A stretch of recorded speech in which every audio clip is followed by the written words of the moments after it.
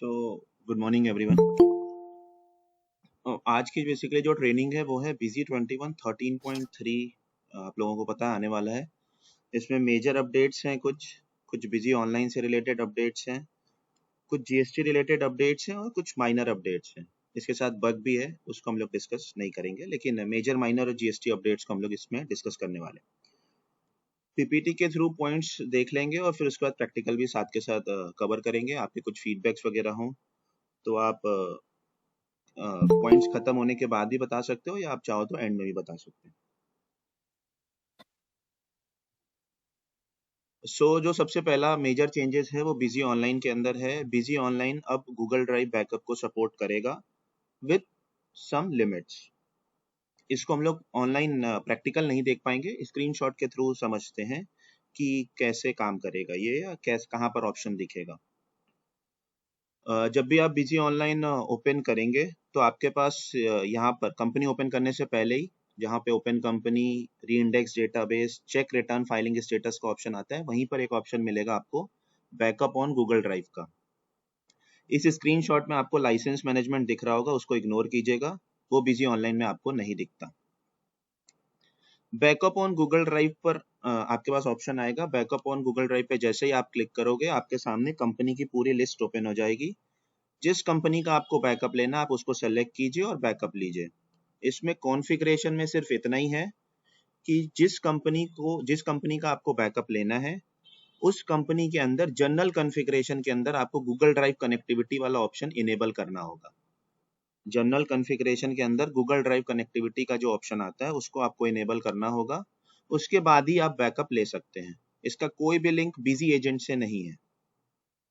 यहाँ पर आप क्लिक करेंगे, आपके सामने कंपनी की लिस्ट ओपन हो जाएगी। आप कंपनी की लिस्ट सेलेक्ट करेंगे, उसके बाद ये वाला पेज ओपन होगा। जैसे ही आपने कंपनी सेलेक्ट कर ली आपके सामने ये पेज ओपन होगा, जहां पर आपको ये शो करेगा क्योंकि हम लोगों ने बात करी कि विथ सम लिमिट्स, तो ये लिमिट्स होगी आपके पास कि आपको एक साल में कितने बैकअप अलाउड है लेना। ये अभी डिसाइडेड नहीं है कि 30 डेज या कितना। ये जस्ट स्क्रीनशॉट है समझाने के लिए। ये डिसाइड हो जाएगा जैसे ही लॉन्च होगा, उसके पहले ही। ईयरली भी हो सकता है, मंथली भी हो सकता है, वो हाई बिजी से उसका लिंक रहेगा कि जब भी आप सब्सक्रिप्शन परचेज करेंगे बिजी ऑनलाइन का तो आपको बैकअप कैसे चाहिए, मंथली चाहिए या ईयरली चाहिए, उसके बेसिस पर वो रहेगा वहाँ पर।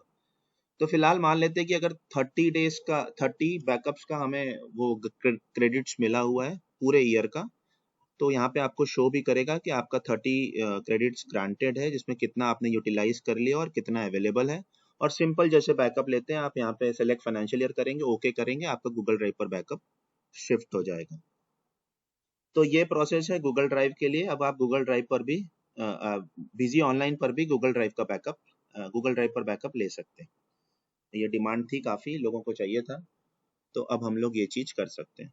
इसकी कॉन्फ़िगरेशन सिर्फ इतनी है कि आपको जनरल कॉन्फ़िगरेशन के अंदर अंदर गूगल ड्राइव ऑथेंटिकेशन का जो ऑप्शन होता है वहां पर आपको ईमेल आईडी और गूगल ड्राइव ऑथेंटिकेट करना होगा, दैट्स इट। फिर उसके बाद आप गूगल ड्राइव पर बैकअप ले सकते हैं। तो ये हो गया busy online supports Google drive backup with limits. Next कुछ मेजर चेंजेस की बात कर लेते हैं। लाइसेंस एक्टिवेशन, जो हम लोग का बिजी में सॉफ्ट लॉक एक्टिवेशन का एक प्रोसेस होता है, वो पूरा ही चेंज हो चुका है। उसमें भी आपको UI UX एकदम न्यू मिलेगा। फ्लो बहुत इजी हो चुका है। पहले हम लोग पासवर्ड प्रोटेक्टेड होते थे, अब हम लोग OTP ऑथेंटिकेशन के थ्रू ये सब कुछ मैनेज करेंगे। पहले हम लोग क्या करते थे, लाइसेंस एक्टिवेट रजिस्टर करने के बाद अपनी मेल आईडी ओपन करते थे, मेल आईडी से फाइल को डाउनलोड करते थे, डाउनलोड करने के बाद बिजीविन फोल्डर के अंदर पेस्ट करते थे। ये सब अब प्रोसेस करने की नीड नहीं है। आप सिंपल OTP ऑथेंटिकेट कीजिए, डिटेल्स फिल कीजिए, जैसे ही रजिस्टर करेंगे फाइल डाउनलोड हो जाएगी, आपके बिजीविन फोल्डर के अंदर सेव हो जाएगी। इसको मतलब मैं प्रॉपर तो नहीं दिखा पाऊंगा, इसका वीडियो अवेलेबल है यूट्यूब पर, अगर किसी को देखना हो तो वो वहां से रेफर भी कर सकते हैं। अब सिंपल कुछ इस तरह से फॉर्म ओपन होगा। अब यहाँ पर सिर्फ आपको एक्टिवेशन की डालना है। पहले हम लोगों को सीरियल नंबर भी डालना पड़ता था, एक्टिवेशन की भी डालना पड़ता था, तब हम वैलिडेट कर पाते थे। आप सिंपल एक्टिवेशन की डालिए, प्रोसीड कीजिए, मोबाइल नंबर, ईमेल आईडी डालिए, ओटीपी स्पेसिफाई कीजिए, अपनी कंपनी की इंफॉर्मेशन वगैरह फिल कीजिए, रजिस्टर। बस आपकी फाइल डाउनलोड हो जाएगी, आपकी फाइल बिजीविन फोल्डर के अंदर ऑटो सेव भी हो जाएगी। तो ये थोड़ा ईज किया गया इस प्रोसेस के अंदर। इसी में अगर आप गेट सॉफ्टलॉक लाइसेंस फाइल करेंगे, इसका भी यूआई यूएक्स चेंज हो चुका है। आप सीरियल नंबर डालेंगे, ईमेल आईडी ऑटोमेटिक आ जाएगी, ईमेल पर ओटीपी ऑटोमेटिक चला जाएगा, वहां से ओटीपी लीजिए, स्पेसिफाई कीजिए, गेट लाइसेंस फाइल पर क्लिक कीजिए, ऑटोमेटिक आपके बिजीविन फोल्डर के अंदर वापस से फाइल सेव हो जाएगी। ऐसे ही अगर आपको ईमेल आईडी और मोबाइल नंबर चेंज करना है, पहले अगर आप लोगों को ध्यान हो तो यहाँ पे ऑप्शन आता था चेंज सॉफ्टलॉक ईमेल आईडी और पासवर्ड, अभी हो गया चेंज सॉफ्टलॉक ईमेल और मोबाइल, क्योंकि अब पासवर्ड से कोई मतलब नहीं है, अब हम लोग ओटीपी ऑथेंटिकेशन कर रहे हैं। आपको ईमेल और मोबाइल नंबर चेंज करना है, सीरियल नंबर डालिए, ईमेल आईडी ऑटोमेटिक आ जाएगी, ओटीपी डालिए, मोबाइल नंबर, ईमेल आईडी जो भी आपको चेंज करना है वो स्पेसिफाई कीजिए, सेव कीजिए, दैट्स इट।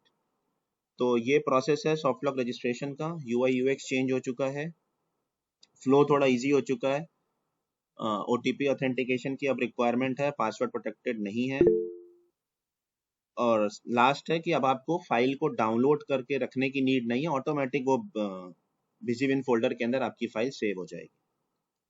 तो ये दो मेजर चेंजेस थे, एक बिजी ऑनलाइन पर गूगल ड्राइव का बैकअप का आना और दूसरा लाइसेंस एक्टिवेशन।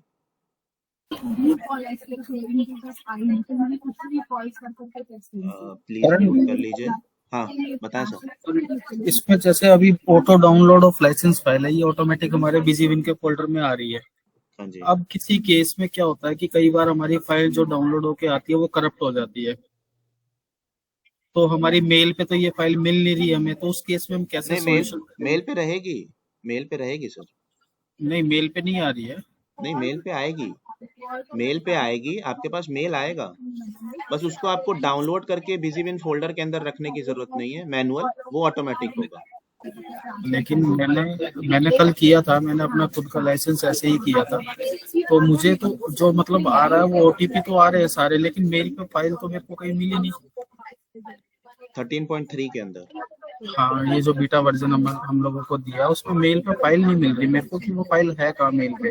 नहीं, मेल पे आएगी, हम लोगों ने देखा था, मेल पे आएगी फाइल, और उसके बाद ही आपके सिस्टम में ऑटोमेटिक सेव हो जाएगी।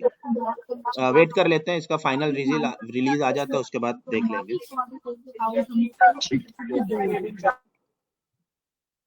तो ये दो मेजर चेंजेस है। नेक्स्ट कुछ जीएसटी रिलेटेड अपडेट्स हैं, उसको देख लेते हैं। छोटे छोटे हैं लेकिन यूजफुल है।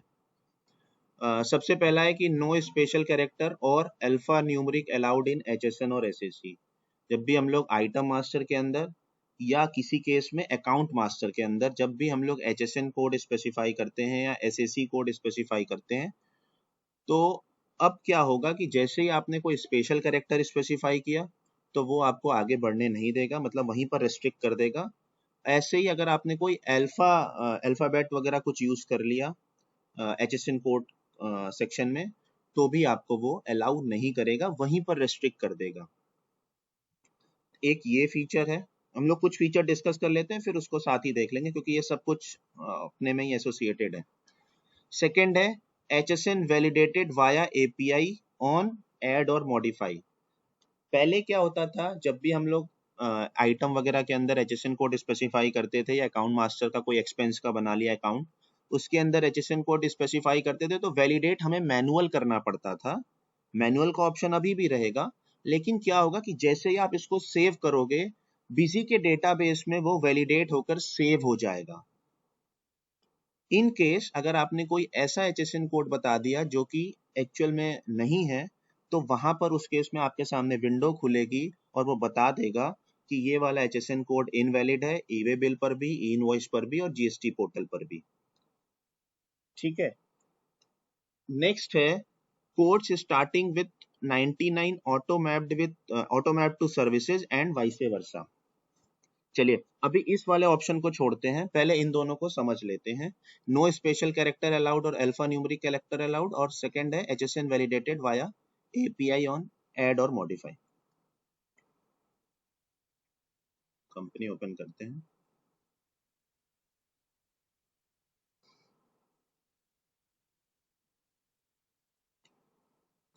जब भी हम लोग कोई आइटम क्रिएट करेंगे,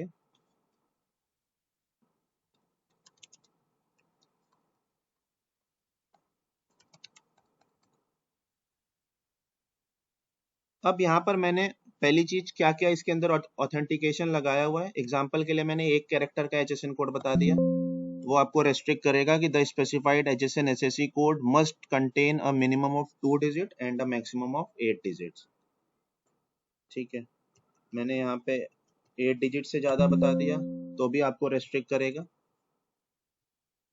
चलिए नेक्स्ट है 844A1, तो भी आपको रेस्ट्रिक्ट करेगा क्योंकि आपने अल्फा न्यूमेरिक कैरेक्टर यूज किया हुआ है। आपने कोई स्पेशल कैरेक्टर यूज कर लिया तो भी आपको रेस्ट्रिक्ट करेगा कि एचएसएन, यहाँ पे आपको रेस्ट्रिक्ट कर रहा है, आपको प्रोसीड करने नहीं देगा। मतलब अगर वार्निंग की बात करें तो डोंट अलाउ। लेकिन अब आपने 1 2 3 4 ये कोई एचएसएन कोड नहीं है, अब इस केस में ये आपको मूव तो करने दे देगा क्योंकि इसको वो कैरेक्टर मिल गए जो चाहिए थे। मतलब 2 कैरेक्टर से ज्यादा मिल गया, कोई अल्फा न्यूमेरिक नहीं मिला, कोई उसको स्पेशल कैरेक्टर नहीं मिला, तो ये आपको मूव करने देगा। लेकिन जैसे ही आप इसको सेव करोगे उस केस में ये इस एचएसएन कोड को वैलिडेट करेगा और यहाँ पर एक विंडो ओपन कर देगा कि ये एचएसएन कोड गलत है। लेकिन फिर भी अगर आपको इनेबल मतलब मूव करना है तो आप कर सकते हो कि the specified HSN code 1234 is invalid, please review this detail. तो यहाँ पर वार्निंग ओनली है, लेकिन बाकी केसेस में जो अभी हम लोग ने पीछे देखा वहां पर रेस्ट्रिक्शंस है, वो आपको मूव करने नहीं देगा। और ये डेटाबेस के अंदर सेव भी हो जाएगा। इनकेस अगर मैंने कोई सही एचएसएन कोड डाला 4410, ये मेरे डेटाबेस के अंदर सेव भी हो जाएगा। इस केस में आपके सामने नहीं आएगा कि ये एचएसएन कोड करेक्ट है, बस ये डेटाबेस में वैलिडेट होकर सेव हो जाएगा, जिससे नेक्स्ट टाइम वापस से उसको वैलिडेट ना करना पड़े। अगर उसको डेटाबेस में मिल गया तो वो इसको सही मान लेगा। तो ये 2 चेंजेस हैं इसके अंदर। नेक्स्ट है करण सर, हाँ इसमें ना ये बल्क अपडेशन से ये एक्सेल से जब इनपुट कर रहे हैं ना, तो इसमें ये स्पेशल कैरेक्टर और ये अल्फा न्यूमेरिक ले रहा है। अच्छा, ये हाँ, मैं कर इसमें लेता थोड़ा सा रुकवाना पड़ेगा हमें ना। हूँ। ये मैं कर लेता हूँ। ठीक है जी।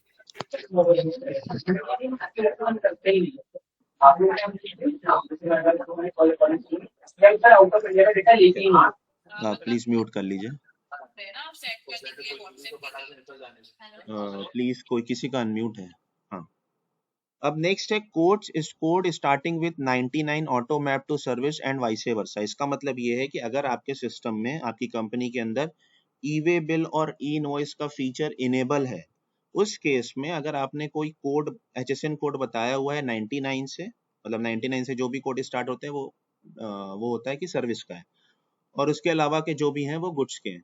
तो उस केस में अगर आपने 99 से कोई कोड स्टार्ट किया और आपने जो टेक्स्ट कैटेगरी स्पेसिफाई करी हुई वो गुड्स की है, तो सॉफ्टवेयर आपको वार्निंग दे देगा कि आपने जो बताया हुआ है वो टेक्स्ट कैटेगरी तो गुड्स की है लेकिन एचएसएन कोड आपका सर्विस का है। ऐसे वाइस वर्सा दोनों केस में चलेगा ये।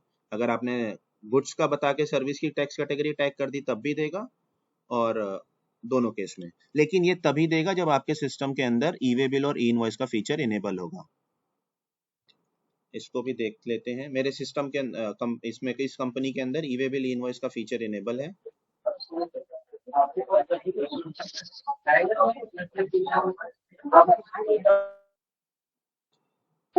करण, जीएसटी रिटर्न वालों को ये नहीं चाहिए क्या? जीएसटी रिटर्न के केस में वैलिडेशन हो गया, उससे सर्विस और गुड्स से कोई मतलब वहां पर नहीं है। आइटम मास्टर क्रिएशन में ही चेक कर लेना था ना, अगर केवल जीएसटी रिटर्न बनाते हैं तो। नहीं, जरूरत नहीं है तो फिर वहां पे वो देने का मतलब नहीं है ना, क्योंकि अब मैं खाली जीएसटी रिटर्न फाइल करता हूँ फिर भी मेरे को बार बार वार्निंग देगा, तो मेरे लिए कहीं ना कहीं वो थोड़ा सा तो डिस्टर्ब होगा। जीएसटी रिटर्न में प्रॉब्लम नहीं आएगी? जीएसटी रिटर्न में प्रॉब्लम नहीं आएगी सर, नहीं आएगी। वहां पे कोई ऐसा चेक नहीं है कि आपका 99 से है तो आपकी टैक्स कैटेगरी भी सर्विस वाली होनी चाहिए, वो ऑटो सेंस कर लेता है वहां पर। ई वे बिल और ई इनवॉइस के केस में ऐसा चाहिए होता है। ठीक है।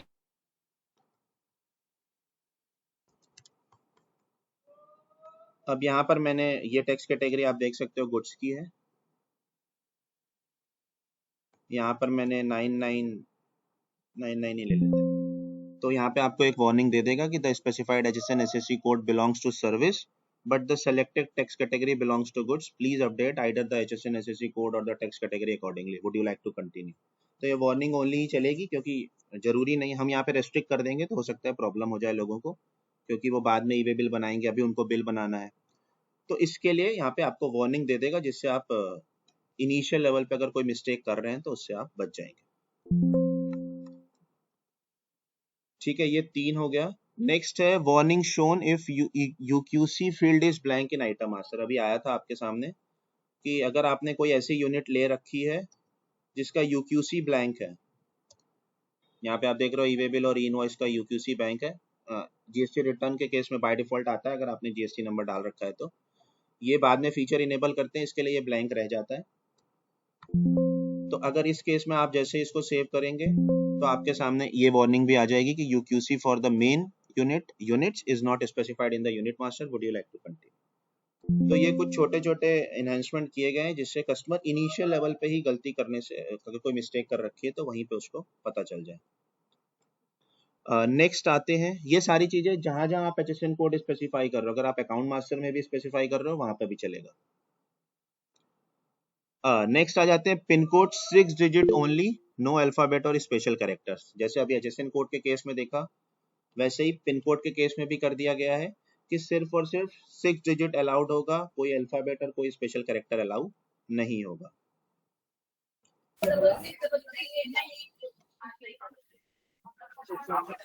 करण, मेरा एक इसमें कंसर्न है कि आपने इसमें बताया कि 6 डिजिट का आपका जो स्टेट है वो आपका यहाँ पे बताएगा, उसके कम में नहीं बताएगा, बट दिल्ली में तो 5 डिजिट होती है ना। क्या चीज?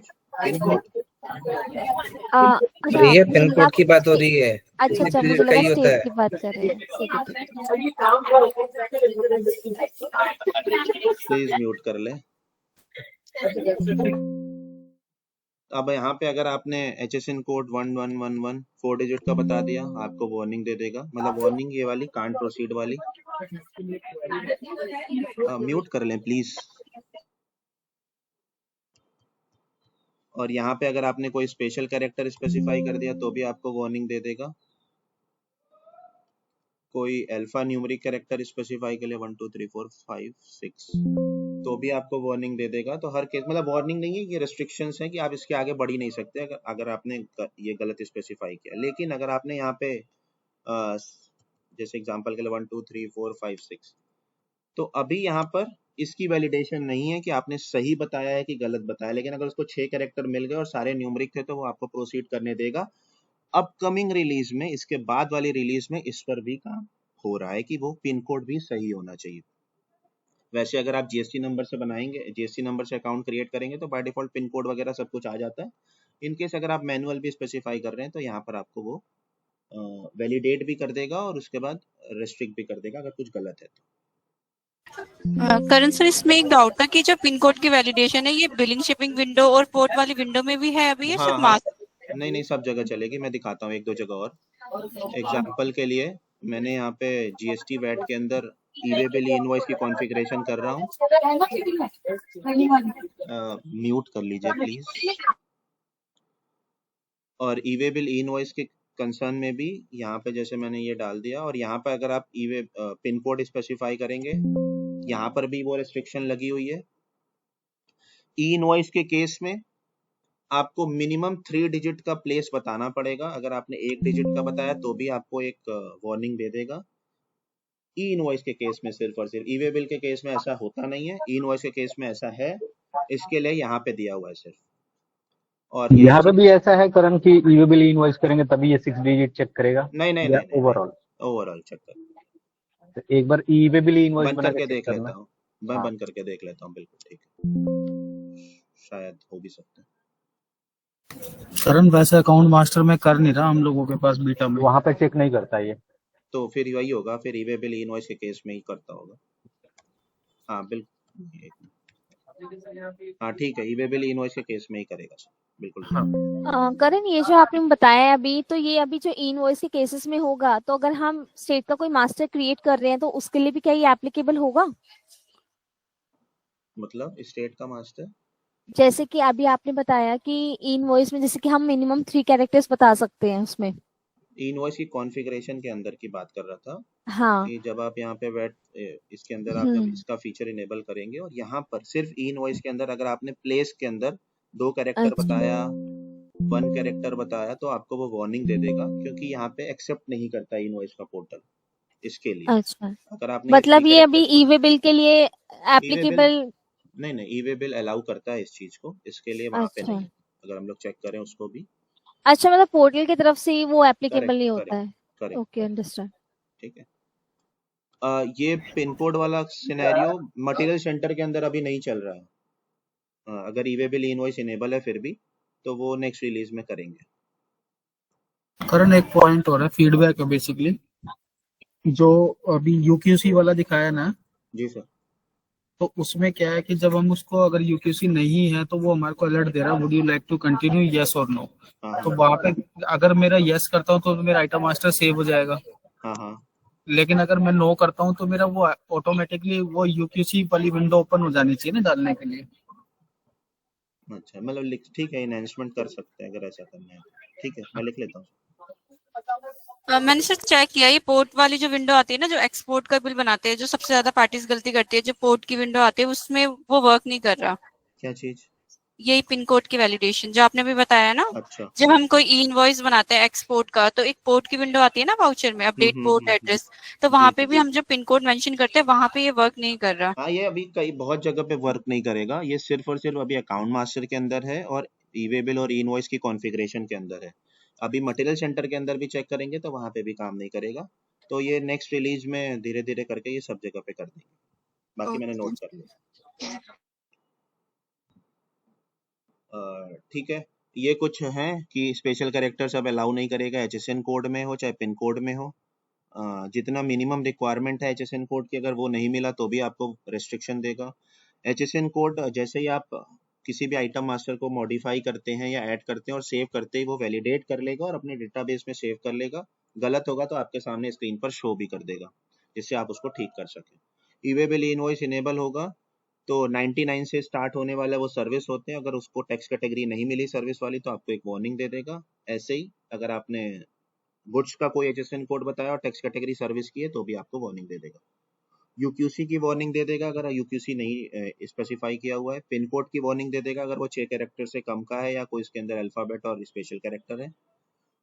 ये हम लोग ने देख लिया कि स्टेशन और लोकेशन मिनिमम 3 कैरेक्टर होना चाहिए, ब्लैंक नहीं होना चाहिए इनवॉइस के केस में। तो ये कुछ जीएसटी रिलेटेड है। इसके बाद एक और है option, single step auto validation inclusive HSN code before GSTR one generation. होता क्या था कि जब भी हम लोग पहले जीएसटीआर1 को जनरेट करते थे तो हमारे पास 3-4 ऑप्शन आते थे आपको, मतलब एरर्स चेक करने के लिए कि ट्रांजैक्शन में कोई एरर चेक करना है क्या, एचएसएन कोड के लिए कोई एरर चेक करना है क्या, डॉक्यूमेंट समरी के लिए कोई एरर चेक करना है क्या। वो ऑप्शन हटा दिया गया और बीजी ऑटोमेटिक वो सारी चीजें चेक करके अगर कोई मिस्टेक होगा तो वो लेकर आ जाए। साथ ही साथ एचएसएन कोड भी उसी टाइम पर वो वैलिडेट करेगा और कोई गलत होगा एचएसएन कोड तो भी आपको वहीं पर दिखा देगा। एग्जाम्पल के लिए जीएसटीआर1 पे आते हैं, ई रिटर्न्स में। एग्जाम्पल के लिए मैं जेएसएन बना रहा हूँ या डायरेक्ट अपलोड कुछ भी कर रहे हैं। अभी जेएसएन की बात कर लेते हैं। डेट स्पेसिफाई किया और जैसे ही हम लोग इसको ओके करते थे तो हमारे पास एक डायलॉग बॉक्स ओपन होता था जिसमें 4 ऑप्शन होते थे। ट्रांजैक्शन समरी में कोई चीज आपको एरर्स चेक करने हैं क्या, एचएसएन समरी में कोई एरर चेक करना है क्या, डॉक्यूमेंट समरी में कोई एरर चेक करना है या प्रोसीड विद जेएसएन। ये 4 ऑप्शन होते थे, अभी वो ऑप्शंस हटा दिए गए। बिजी खुद ब खुद अब डिटेल्स को चेक करेगा और अगर कोई गड़बड़ होगी तो इस तरह से वो विंडो खोल देगा, अदरवाइज वो आपकी जेएसएन जनरेट कर देगा। जैसे कि यहाँ पे उसने बोल दिया कि UQC HSN SSC can not be blank, मतलब किसी के अंदर मैंने एचएसएन एसएससी नहीं डाला होगा, इसके लिए वो यहाँ पर डिटेल शो कर रहा है। जैसे यहाँ पे आप देखोगे तो एचएसएन कोड नहीं डाला हुआ। ऐसे ही कोई भी एरर जो भी वहां पे चेक करता है सारी एरर्स, अगर ऐसी कोई भी एरर्स है वो यहाँ पे शो कर देगा। इस तरह से विंडो खोलकर आपको अलग अलग मैनुअली एक एक करके एरर्स को चेक करने की नीड नहीं होगी। तो ये कुछ जीएसटी रिलेटेड अपडेट्स हैं। नेक्स्ट एक और भी है कि HSN validation multiple with status filter and red highlight for invalid codes. Busy के अंदर एक ऑप्शन होता है मल्टीपल हम लोग HSN कोड को वैलिडेट कर सकते हैं, वैलिडेट HSN ऑनलाइन। यहाँ पे एक छोटा सा इनहेंसमेंट किया गया है कि एग्जांपल के लिए मैं कुछ HSN कोड को वैलिडेट कर लेता हूँ।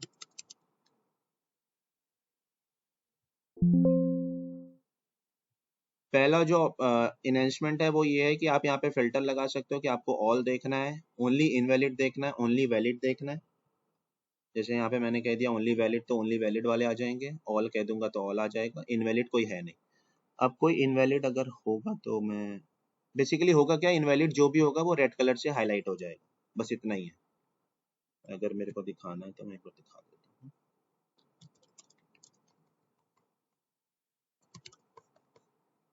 वैसे तो अब यहाँ पे ही वो वैलिडेट कर लेगा।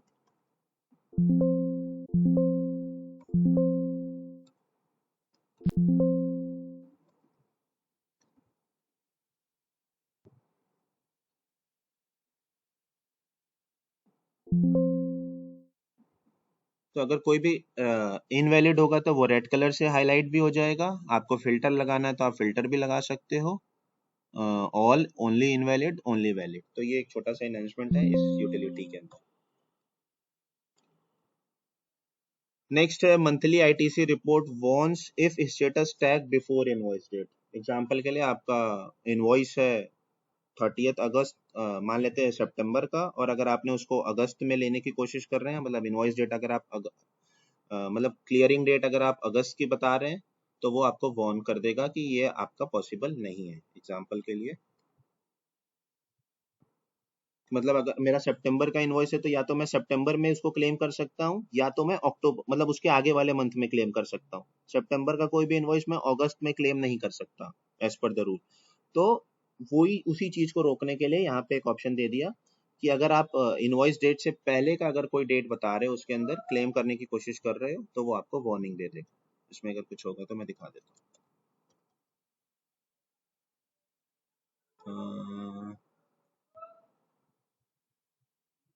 यही ले लेते हैं, एसोसिएट एंटरप्राइजेस। मान लेते हैं कि ये इनवॉइस था मेरा 10/5 का।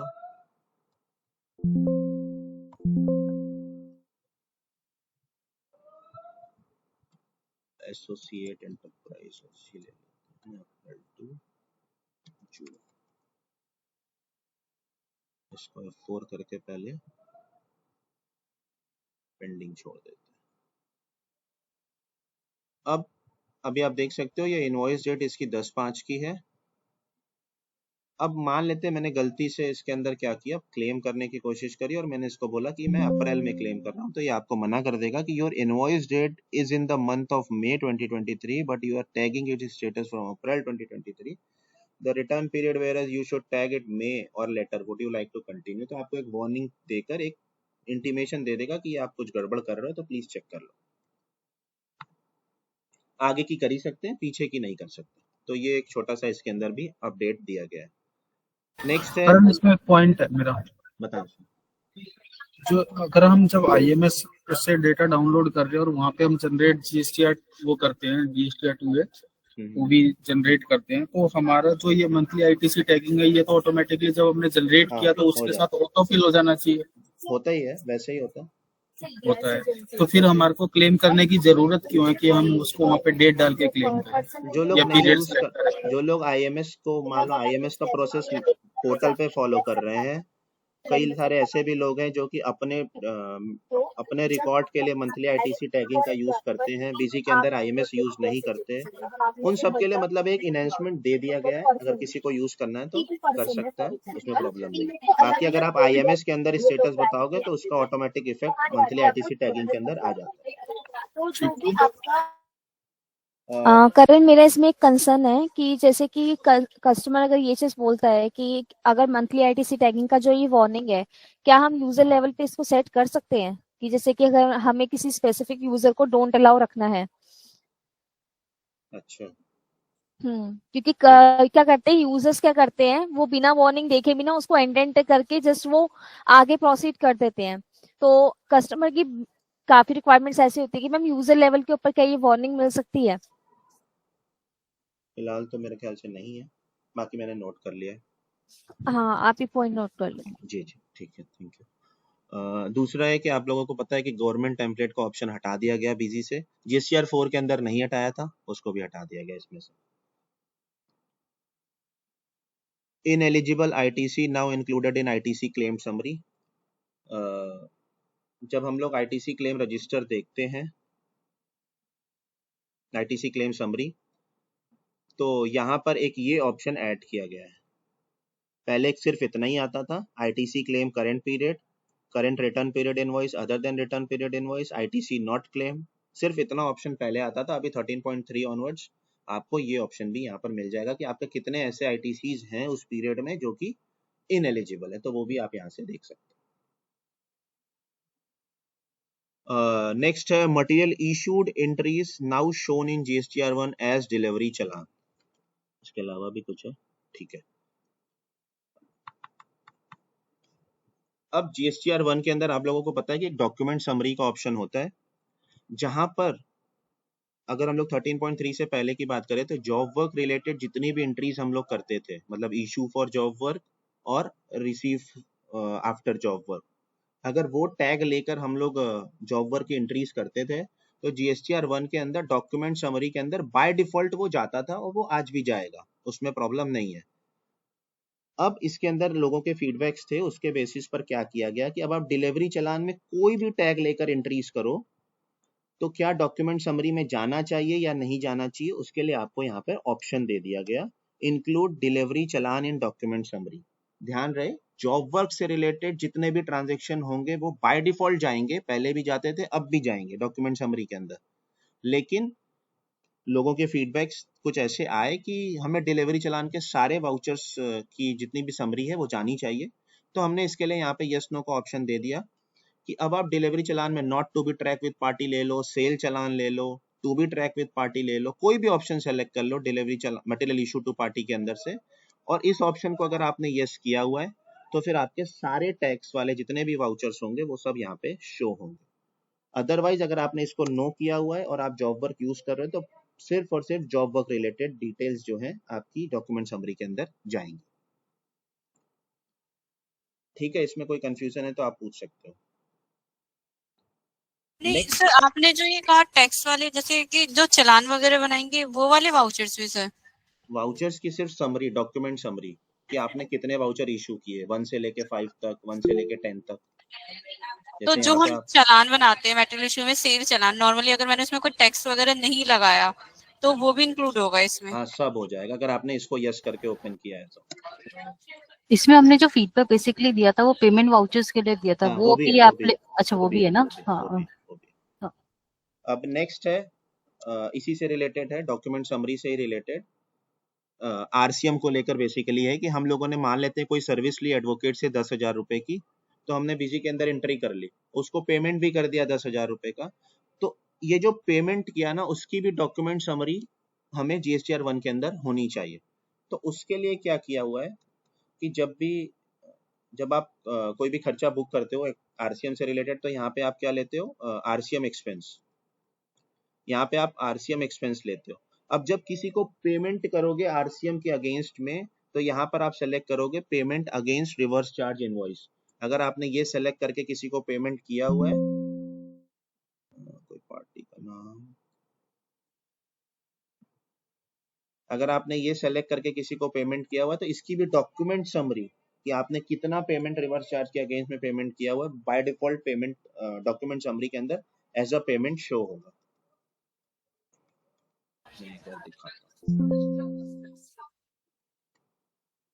वाउचर नंबर डिसेबल है वैसे, फिर भी देखते हैं।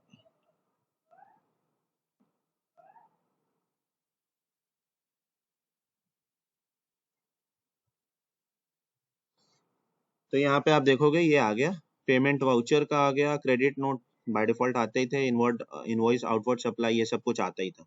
सिर्फ और सिर्फ एक ये ऑप्शन ऐड किया और डिलीवरी चालान में वो अगर आपने यस करके किया तो जितने भी चालान के अंदर आपने वाउचर्स डाले हुए हैं सबका वाउचर समरी यहाँ पर आ जाएगी। इसका जो पे नेचर कंसीडर किया जाएगा वो तो नॉट एप्लीकेबल ही लेके चलेंगे ना, जैसे नॉर्मल नहीं, चलते थे। अगर आप नॉट एप्लीकेबल लेके नहीं चलोगे फिर नहीं करेंगे। नेचर नहीं, मतलब ये जो वो जैसे हम ये पहले क्या करते थे, जो आरसीएम की जब पेमेंट करते थे तो not GST payment to government करते थे। वो तो अलग हो गया ना, अभी तो हम जिससे सर्विस लिए उसको पेमेंट कर रहे हैं। नहीं एग्जाम्पल के लिए आप एडवोकेट हो, आपसे मैंने सर्विस लिया, आपने इनवॉइस बनाकर मेरे को दे दिया, अब मैं एलिजिबल हूँ उस पर आरसीएम पे करने के लिए, क्योंकि आप तो करोगे नहीं। अब मैं जब आपको 10,000 रुपए की पेमेंट करूंगा उस सर्विस का, उस केस में मैं यहाँ पर लूंगा payment against reverse charge invoice. मैं एडवोकेट को पेमेंट कर रहा हूँ 10,000 रुपए की। गवर्नमेंट को जब करेंगे वो तो जैसे कर रहे हैं वैसे ही करेंगे, जीएसटी पेमेंट टू गवर्नमेंट। लेकिन मतलब अभी मैं पहले हम जो करते थे वो जीएसटी पेमेंट टू गवर्नमेंट लेके करते थे। अब बस ये है कि यहाँ पे हमने आरसीएम की जब हम पेमेंट करते थे और वहाँ पे आरसीएम अपना जो श्रुति, आउटपुट इस वाली एंट्री का रिकॉर्ड नहीं रखते थे हम, नॉर्मल पेमेंट नहीं करते किसी हाँ, कस्टमर को, ये वो नॉट है एप्लीकेबल करके नॉट करते थे एप्लीकेबल, हम। लेकिन करके नॉर्मल करते थे। जिसकी कोई रिकॉर्ड ही नहीं होता था, जिसका जीएसटी से कोई लेना देना नहीं था पहले, अब उसको हमने जीएसटी पे लिंक कर दिया है। बस ये है, तुमसे मैंने कोई चीज एक्सपेंस बुक करी, अब तुम पेमेंट कर रही हो तो मैंने उसके हिसाब में रख दिया आपने, बस ये है।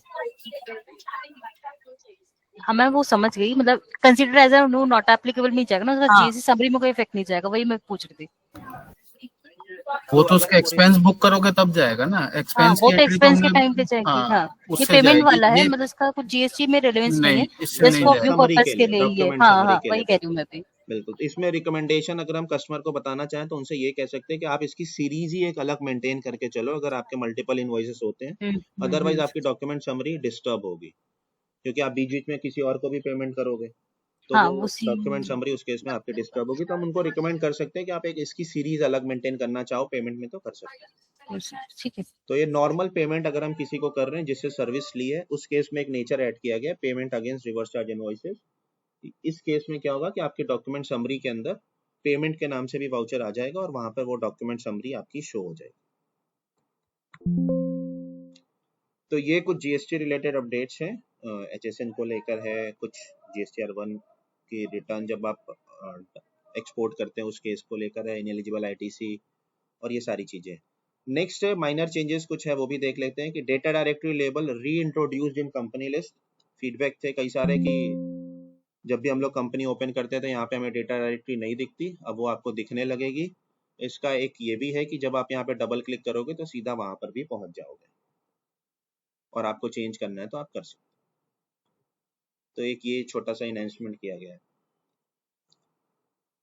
नेक्स्ट है parameterise stock details now with scroll bars for full visibility. जब हम पैरामीटर के सारे फीचर इनेबल कर लेते हैं तो चीजें कट जाती थी और हमें स्क्रॉल करने का भी ऑप्शन नहीं मिलता था, उस चीज को इनहेंस किया गया इसके अंदर।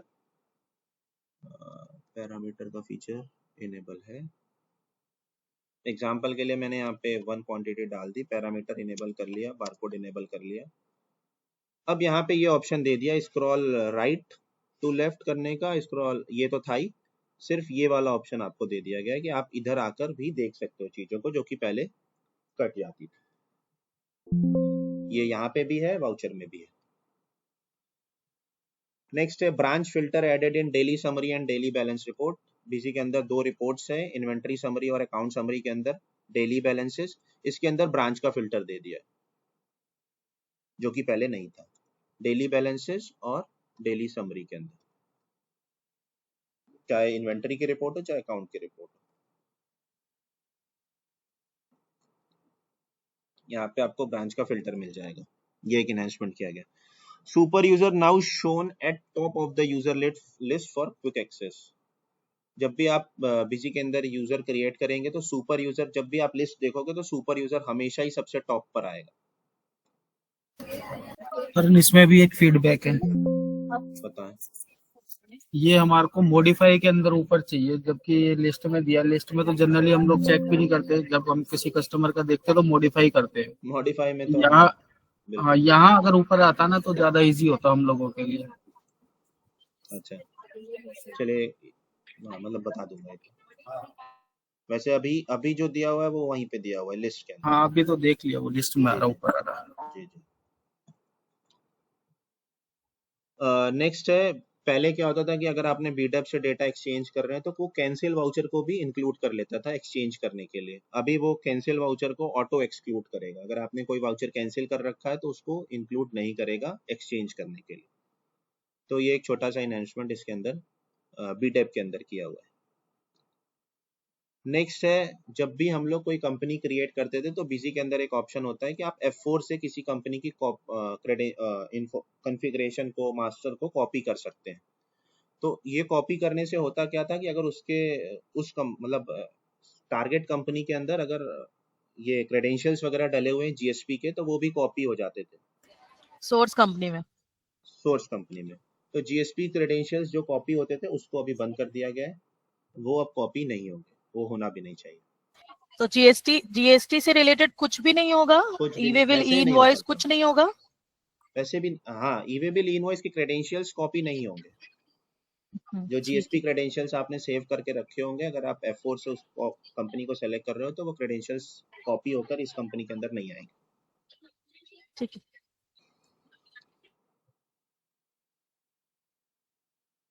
ये डबल आ गया।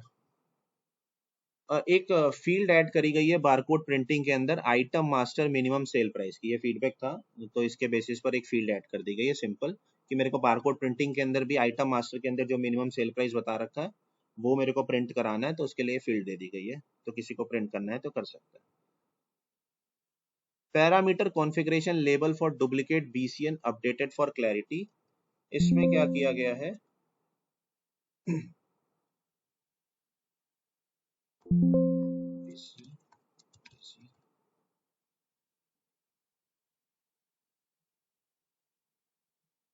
ये वाला जो लेबल है इसको चेंज किया गया है। अलाउ डुप्लीकेट ऑफ बीसीएन सिर्फ इतना ही था पहले, अभी उसके अंदर एक छोटा सा वो ऐड कर दिया गया कि with in the same item and parameter combination. नहीं तो लोग थोड़ा सा इसका मतलब गलत निकाल लेते थे और वो किसी भी आइटम में वो सेम बारकोड डालने की कोशिश करते थे, तो वो कॉन्फ्लिक्ट होता था। तो इसके लिए यहाँ पे वो चेंज कर दिया गया कि allow duplicate of BCN, bracket में है with in the same item and parameter combination. तो ये एक लेबल छोटा सा चेंज किया हुआ। इन्वेंट्री मंथली समरी के अंदर do not stock balance item with zero balance. अगर आपने किसी आइटम के अंदर do not maintain stock balance को यस किया हुआ है, किसी भी आइटम के अंदर अगर आपने do not maintain stock balance को यस किया हुआ है और इसको सेव किया हुआ है, अब इसकी एक एंट्री भी कर लेते हैं।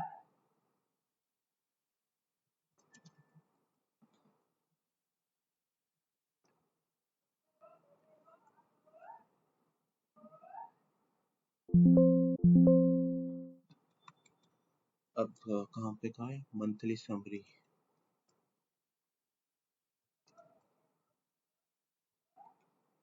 अप्रैल टू दिसंबर ले लेते हैं, शो वैल्यू ऑफ आइटम भी यस कर लेते हैं। तो इस केस में क्या होगा कि आपको डिटेल्स नहीं दिखाएगा।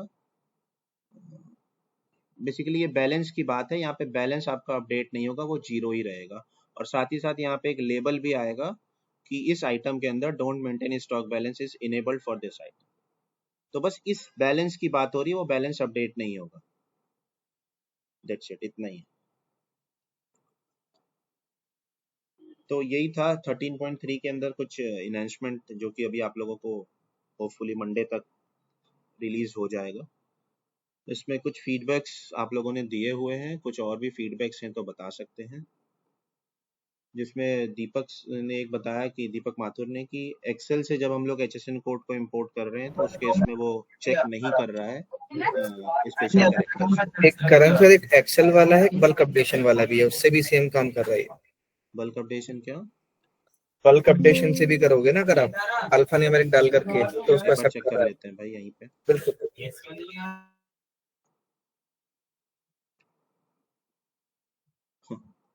सही है, ठीक है। और बल्क में और HSN एक्सेल दोनों के केस में ऐसा नहीं कर रहा। एक चीज और था सर, जैसे आप जो जीएसटी रिटर्न्स में जो जीएसटीआर 1 है या 3B है या 2 है, हमने ना उसमें साइड में एक डिफॉल्ट स्पेस दिया है, मुझे समझ नहीं आ रहा, पहले तो नहीं आता था, इसका कोई रीजन है, डेलिबरेटली है या वैसे क्यों किया है उन्होंने? बताएं कहाँ पर? आप एक बार जीएसटीआर रिटर्न्स में जीएसटीआर 3B ओपन करिए नॉर्मल। हम यहाँ पे जो ये स्पेस आ रहा है ना, आप एक बार सर यहाँ पे कर्सर रखेंगे। ये हाँ, ये स्पेस हमने क्यों दिया है, किसी रीजन की नहीं दिया नहीं है ये। एक्चुअली पीछे अगर आपको ध्यान हो तो एक इनहेंसमेंट किया था कि अगर ये फीचर इनेबल है तो ऑटोमेटिक GSTR 3 भी एडजस्ट हो गई। वैसे ठीक है? तो ये ग्रिड आगे हाँ। पीछे माउस से हो रहा है, ऑल्ट डी करेंगे तो सेट हो हाँ, जाएगा हाँ। वापस से वो। ये उसी के लिए दिया हुआ है, लेकिन इसको यूज नहीं किया हुआ इन्होंने। GSTR 1 में भी है ये। हाँ, ये सभी रिपोर्ट्स में आपको हो सकता है मिल जाए। और आप एक बार इसे प्रिंट भी करेंगे ना तो फॉन्ट पहले ऐसा नहीं आता था, मैंने 13.2 में भी देखा, वहां पे भी अलग है और यहाँ का फॉन्ट अलग है। मतलब ये मतलब वैसे ही दिया है इन्होंने या कोई रीजन है वो? देखिए ऐसा फॉन्ट नहीं आता था पहले। ऑब्जर्वेशन कोमल, बिल्कुल बिल्कुल। चलिए ये नोट एक बार बता देता हूँ। ये दिखा देना एक बार करण आगे। बिल्कुल बिल्कुल। पहले तो थोड़ा सा विजिबल था, मतलब हाँ विजिबल था, मुझे लग रहा है कि इसी स्पेस की वजह से ही है ये PDF वगैरह में भी है वैसे। ठीक है, ये दिखा दो भाई। ठीक है,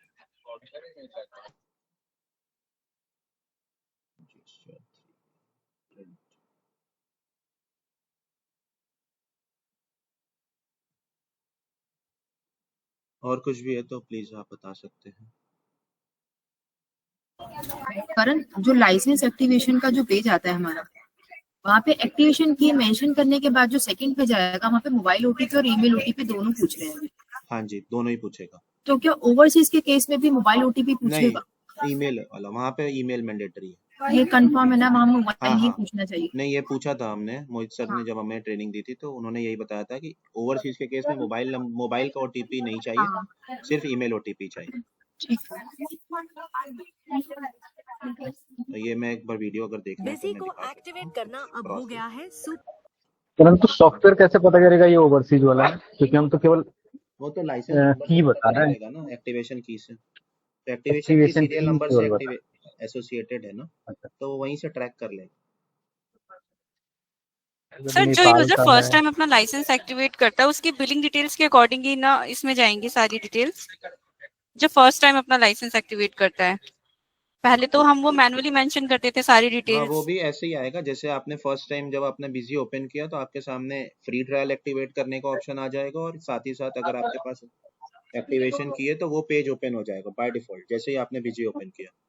आप यहाँ पे एक्टिवेशन की मेंशन करो, फ्री ट्रायल यूज करना बताने के बाद एक पेज, मतलब सर बस यही था कि इसमें जैसे हार्ड डिस्क पे रजिस्टर है, मशीन ID पे रजिस्टर, इसका कोई हटा दिया उन्होंने? हाँ, वो सब हटा दिया। अच्छा, अब यहाँ पे आपसे मोबाइल नंबर और ईमेल पूछेगा, आप मोबाइल नंबर ईमेल स्पेसिफाई कीजिए, दोनों का OTP स्पेसिफाई कीजिए, वैलिडेट कीजिए। वैलिडेट करने के साथ आपके पास ये विंडो अपीयर होगी। आप यहाँ पे अपनी डिटेल चाहें तो GST नंबर से फैच करा लीजिए सारी डिटेल्स, और मैनुअल टाइप करना है तो मैनुअल टाइप कर लीजिए। GST नंबर मैंडेटरी नहीं है बेसिकली। और सारी डिटेल डालने के बाद आप जैसे ही रजिस्टर करोगे आपके सामने ये मैसेज आ जाएगा, Busy has been registered successfully and the licence file have been saved in the directory, please restart Busy to start working in licence mode. तो बस आपको रीस्टार्ट करना और आपका बिजी लाइसेंस मोड में काम करने लगेगा।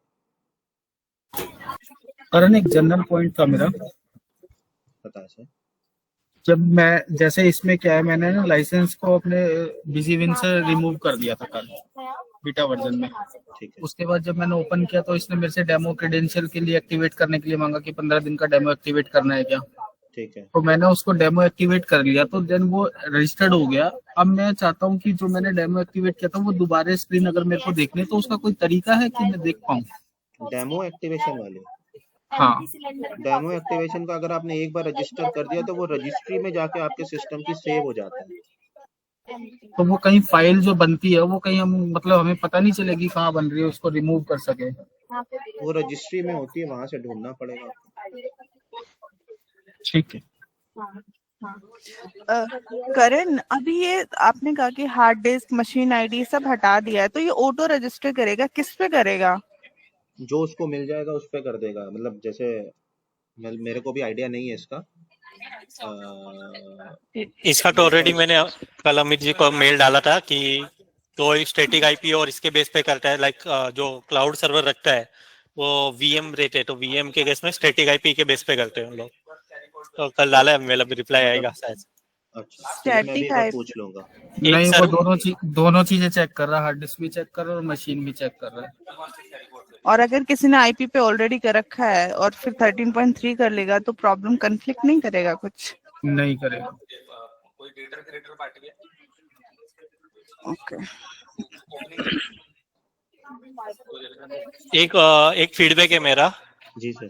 आपने mobile number email ID change का ऑप्शन दिया है, ओटीपी सिर्फ मोबाइल ईमेल आईडी पे जा रहा है, पर मुझे ईमेल आईडी ही चेंज करवाना है। ईमेल आईडी अभी मेरा एक्टिव नहीं है, तो वहां पर email ID oblique mobile number होना चाहिए। जो नंबर डाला या जो ईमेल आईडी डाला उसके ऊपर ओटीपी जाना चाहिए। 2 फील्ड नहीं होनी चाहिए, एक ही field, email ID oblique mobile number. जब आप ये कर रहे हैं, चेंज कर रहे हैं, ठीक है। ये बेसिकली वही यहाँ पे, ठीक है, चलिए एक बार बोल लेते हैं। ठीक है, ठीक है, ठीक है।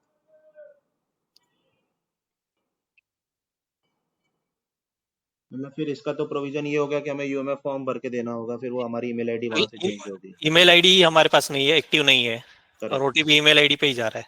करेक्ट। क्योंकि हमने रजिस्ट्रेशन के नाम में दोनों इन्फॉर्मेशन दोनों मांगा है, दिया, तो कोई एक के ऊपर से भी अगर हो जाएगा तो फिर यूएमएफ फॉर्म भरने की जरूरत नहीं है ना। बिल्कुल बिल्कुल, ठीक है सर, नोट कर लें।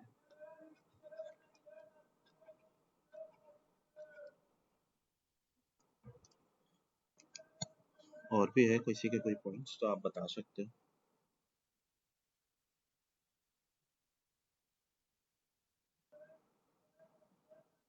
करें माइंड अप फिर? हाँ करण कर। सर आप इसकी एक बार रिकॉर्डिंग शेयर करेंगे ना? हाँ कर दूंगा। आप मेल पे शेयर कर दीजिएगा, फैमिली सर ने कहा। Okay, Okay.